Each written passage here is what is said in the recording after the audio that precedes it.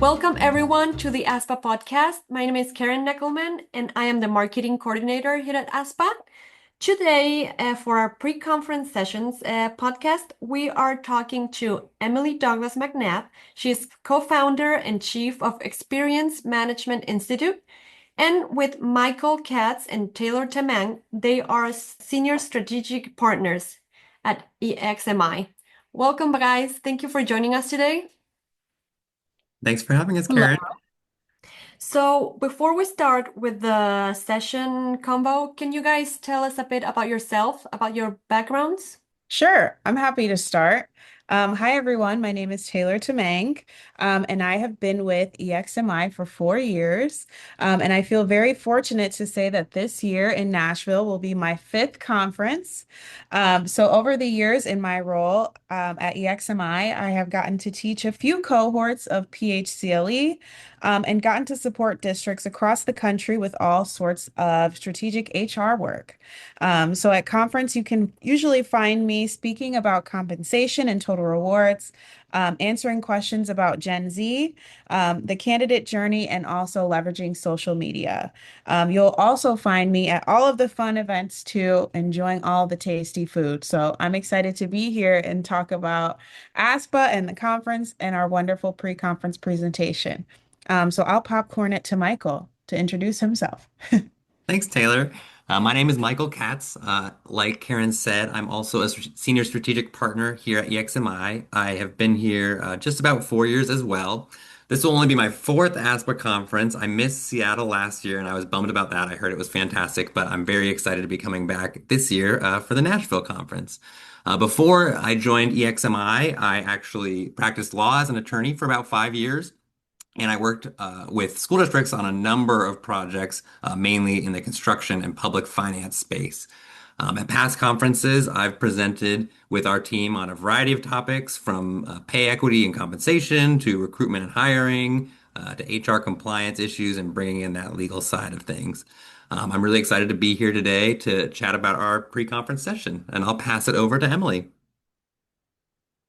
Thank you, Michael. And I'm Emily Douglas McNab. So excited to be here with my two of my favorite podcast people and Karen. As a background for me, I have been working in the K-12 human capital consulting space now since really 2008. Background-wise, though, I started in business and working in HR.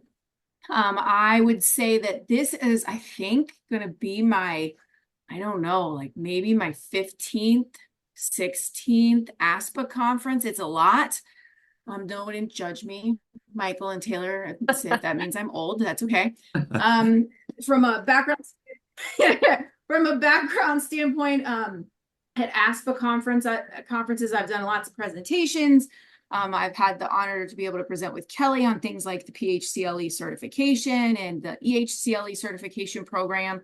So I'm excited to go this year and talk about total rewards and AI and all the fun AI hacks that we can all be using to make our jobs a little bit easier. All right, thank you for that. So to start, can you tell us what your session is going to be about? Yes, our session is a total rewards remix. Designing talent center strategies that resonate. So we'll be talking all about AI and total rewards, giving you some strategic ways that you can implement AI to be that strategic partner, and also in a way that attracts and retains your employees. Michael and Emily, do you have anything to add to that? No, I think you said it great. We're really all about how HR can be a strategic partner in your organization.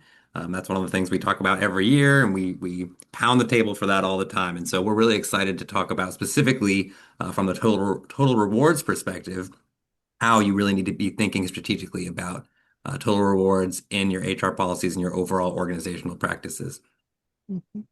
Awesome. So what do you think would motivate someone to come to your session? I would say, I think if it was me, I think some of the big things are, number one, we like to have a good time. So none of our sessions are snoozers, right? So we always like to hand out, first off, we tell lots of jokes. We like to, like I said, we're fun. We think we're funny. Is that true? Would you agree with that? We think we're funny. Taylor, do you We agree? we definitely think we do. We are. I don't know if we are, but we think we are. We think we're funny.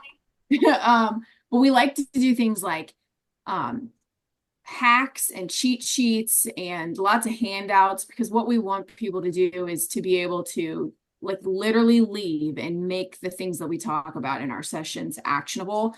So we like to tie research with best practice and say like this is how you could do this today and give people some frameworks and things that they can use like mentally moving forward. I think one of the neat things about this session specifically is that it not only will be about total rewards, but it ties back to the PHCLE and EHCLE standards.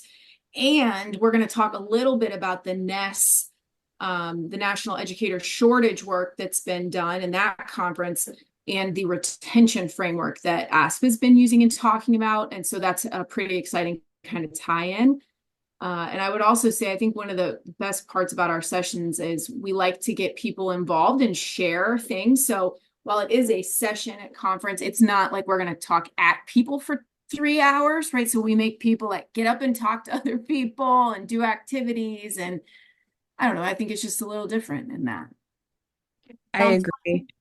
And usually our sessions are fun too because we see the same people every year. So it's kind of a fun little reunion that we get to have at our sessions too. Yeah. so. Would you say that out of your session, attendees can take away like something specific, like a specific tool or a specific strategy to implement in their own organizations? So one of the things we get asked about a lot, and then Michael I want to add something completely different, but one of the things we get asked about a lot is like, what is an EVP, right? And like, how do I design one? What does it look like? So we're going to go through some steps to help organizations and the people in the room, obviously, design like an employer value proposition. Like, what does it actually mean and what can it look like? We'll give some examples. So I think one of the biggest takeaways is that. But to do that, we're going to make people use AI, aren't we, Michael and Taylor? And it's here, right? So one of the things we've been doing with people a lot lately is the AI Essentials course from ASPA. And so we've been hearing from people and how they're using AI, and we've been coaching people on how to use AI. So we're going to really tie in some of those, I don't know, hacks and tips that people can use to make their life a little bit easier, but in the framework of EVP and total rewards. What did I miss, Michael? No, that's great. We're excited to use AI and start reaching out into that space and getting people more comfortable with that. We just really want people to start thinking about how their total rewards practices impact and influence their recruitment and retention. And so, how are the things that you're offering to your employees helping you keep your employees? Or is the opposite happening and what you're offering isn't enough and it's pushing employees away to find other places to work that they might be offering that? And so we really hope that people will take away from our session new ways of thinking about what they're currently offering, new options that they haven't considered before that they might be able to offer that'll really help them recruit and retain their employees in a way that they want to. Okay, thank you. So you mentioned that you have been several times at conference already. Do you have like a favorite part of it? What are your expectations for this year? When we were prepping, we gave maybe 10 favorite memories that we all have from being at ASPA. Um, at the annual conference a few years ago, they printed a large Kelly cutout that was like 10 feet tall. So it was great to see who we affectionately call Big Kelly featured throughout the entire conference. So that was one of my favorite memories. I will also say we had a wonderful dolphin exposure experience in Anaheim. The dolphins were like 20 feet from us doing all their flips and all their dances. And I had never seen a dolphin in real life. So that was a crazy experience that I was really glad I got to have at conference. That is very cool. We cannot promise dolphins for this year, but we for sure have some fun things planned. Good. Yeah, Taylor and I also learned how to do the hula at the dolphin exhibit that year, which was a lot of fun. And yeah, I think that we can only hope that Big Kelly makes an appearance this year as well. I think that now the stage has been set that Big Kelly needs to come back every year. We'll see if we can make that happen for sure. But Big Kelly needs to have cowboy boots and a hat. If we're in Nashville, Absolutely. Yeah. we're in Nash Vegas, you got to do it Nash Vegas style. So That's a I great need point. theme Big Kelly. But I Very would tell you good. too, I love all of the social events. I think they're really fun because it's so important and more and more and more and more every day for everybody to be networked with each other. We really frequently talk to lots of people at conference and hear of these amazing stories and these amazing things that they're doing in their organizations. And then we have other people say to us like, hey, do you know anyone who's doing really anything really cool with recruitment? And we're like, yeah, we got 10 people that you need to reach out to and talk to, whether it's a district or maybe even a news journal looking to talk to somebody to highlight some positive things. So I think those connecting events are really, really important for that. Yeah, what else would you all say is one of your other favorite things? I just think the sessions are great. I think people bringing their best practices is such a rewarding thing to hear people talk about and to see how excited they are and proud of their work that they are to share.